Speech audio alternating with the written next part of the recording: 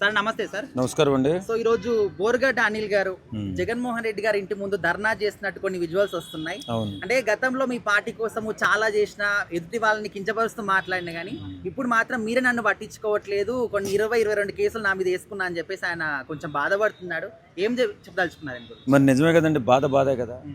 ఇప్పుడు అధికారంలో ఉన్నప్పుడు జగనన్న నాకు తోడుగా ఉన్నాడని చెప్పి ఎవరో ప్రేరేపిస్తే ఇష్టానుసారంగా ఉచ్చనీచాలు లేకుండా, బాధ్యత లేకుండా, మనుషుల పట్ల గౌరవం లేకుండా ఒక ఎదవలాగా మారిపోయి పనికిమాలిన కుక్క కంటే హీనంగా ఎదుటి వాళ్ళని తిట్టిన వ్యక్తి ఎవడైనా ఉన్నాడంటే అది బోరగడ్డ అనిల్ కుమార్.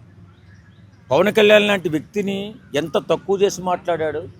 వారి తల్లిని, బిడ్డల్ని కూడా మానభంగం చేస్తాను అన్నటువంటి కుక్క మరి ఏదైనా అధికారంలో ఉన్నప్పుడు ఎవడైనా సరే ఒళ్ళు దగ్గర పెట్టుకుని మాట్లాడితే బాగుంటుంది.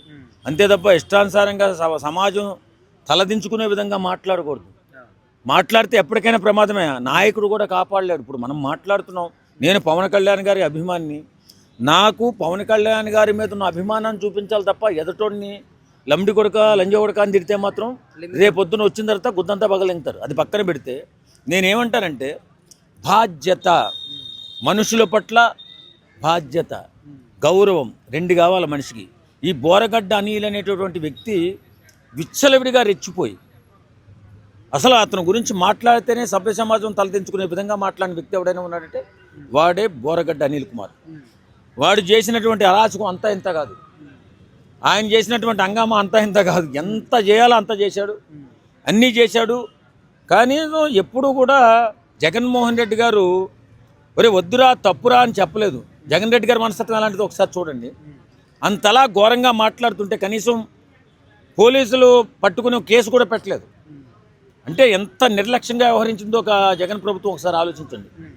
మనుషుల మీద మానవత్వం లేకుండా ఇష్టాన్రీతిగా భార్యని, బిడ్డల్ని, కుటుంబాలని ఉచ్చనీచాలు లేకుండా తిడుతుంటే ఒక్క కేసు కూడా వేయినటువంటి ప్రభుత్వం ఏదైనా ఉందంటే అది వైఎస్ఆర్ కాంగ్రెస్ పార్టీ ప్రభుత్వం. అప్పుడు అంత దుర్మార్గం చేసినటువంటి వైఎస్ఆర్ కాంగ్రెస్ ప్రభుత్వం ఇన్ని చేసినటువంటి బోరగడ్డ అనిల్ కుమార్ని పట్టించుకోకపోతే బాధే. ఎందుకు బాధ అంటే కాపాడడానికి లేదు, జైలుకి వెళ్ళిపోయాడు. మా 23 కేసులో 30 కేసులు వేయించుకున్నాడంట. ఇన్ని కేసులు వేయించుకున్నా సరే నన్ను ఎవరు దేకట్లేదు, నన్ను ఎవరు పట్టించుకోలేదు.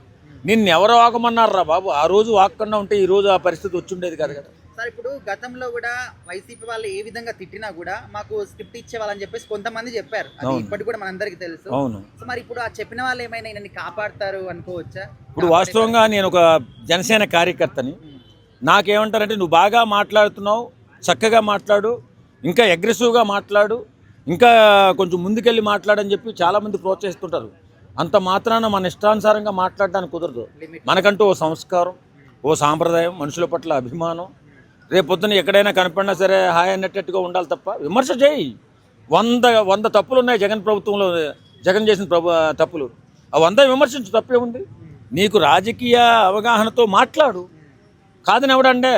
కానీ జగన్ గారి తల్లిని చెల్లిని తిడితే బాగుండదు కదా, బాధ్యత ఉండాలి కదా.